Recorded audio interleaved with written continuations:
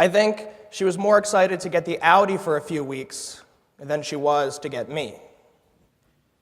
Those were the words of a 13-year-old boy named Jack, who I mentored this past summer. The sad thing is he was talking about his mother. On top of Jack's parents' toxic divorce, Jack has been diagnosed with a litany of emotional and behavioral disorders. During the school year, Jack often spends more time in the guidance counselor's office or in detention than he does actually sitting in the classroom learning. So working as Jack's youth mentor this past summer exposed me to some of the least glamorized jobs in public service. Court-appointed attorneys, special education counselors, juvenile parole officers. Day after day, I would ask myself, how can anyone get up and go to work knowing that this job has so many obstacles and so few apparent benefits, and turn that job into a career? And the truth is, not very many people do. Out of all the people in this room, statistically speaking, maybe only 3 or 4 of us will go on to work in public service at some time. And when we think about public service jobs, which ones are we actually talking about? Senators, governors, district attorneys, the flashy, noble positions that we see plastered all over television. People go into public service because they want to be a prosecutor or the president. Maybe they want to run a campaign or even run Congress. But the truth is, there is still an entire underclass of stigmatized public service employees, people like social workers and public defenders. Now, you might think that the myths and jokes that surround these public service jobs are just that, myths, jokes. But for far too many people, many of whom are far less fortunate than all of us here today, their distrust of these public service jobs has profound impacts on the way that they live their lives. A recent study by the Marshall Project, a nonprofit that works towards criminal justice reform, showed just how distrusting some people are of the criminal justice system, precisely because they don't trust the people who are actually working in it and are supposed to be on their side. One woman who was interviewed for the study said that she was looking to get a divorce, but when she realized that she would need to get an attorney, she was afraid she would get stuck with one of those public pretenders. She dropped her pursuit of the divorce. She said, "I worried that I would go in looking for a divorce and come out going into jail." Another man interviewed for the study said that he looked at O.J. Simpson. "Look at O.J.," he said. "He did it. His lawyers are the ones who got him off." The man noted that he thought if O.J. Simpson had a public defender, well, there's no doubt about it, he would have been found guilty.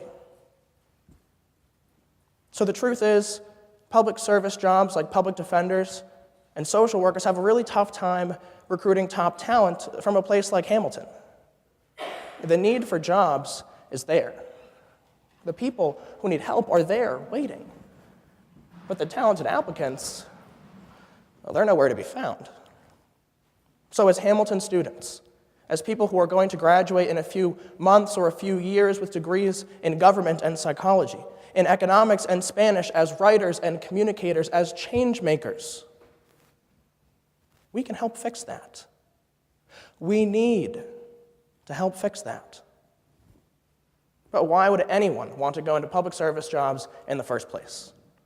A recent study showed that public defenders in New Orleans get an average of 7 minutes with a client before taking their case to trial. 7 minutes to prepare for a murder trial. Could you imagine getting stuck with that guy as your attorney? He spends every day of his professional career understaffed, underfunded, and underappreciated. The Louisiana Public Defender's Office is struggling so badly that they are actually scrambling for volunteer attorneys to come defend their indigent clients. Underpaid, understaffed, and underappreciated. So I'll be honest, the rewards of working in these kinds of public service jobs, the rewards seem to be few and far between. But do we really get up and go to work every day just for the paycheck? Just for how cool people think that our jobs are? Or is it for the satisfaction and the self-fulfillment that we get out of the work that we're actually doing? Now, for years, people and polls alike have reiterated the same old platitudes. When it comes to jobs, it's all about the money. And research does show that as we make more money, generally speaking, we do get happier. But that only goes up to a point, because a 2009 study done at Princeton University showed that when a family of 4 makes $75,000 a year, every dollar they make on top of that really only serves to bring them diminishing returns with regard to their happiness. So if we really only need to make $75,000 a year to be truly happy, what is with our preoccupation with making more and more and more? How much does that 6-figure salary actually end up costing us in the long run? So imagine, if the nation's top law school graduates weren't competing for jobs in corporate big law, but rather for a spot at the public defender's office over in Syracuse. What if the nation's top psychology graduate students didn't want to go work at a big research university, but instead were looking for a job at a guidance counselor's office at a public high school in Utica? Imagine if 13-year-old Jack had someone like that on his side.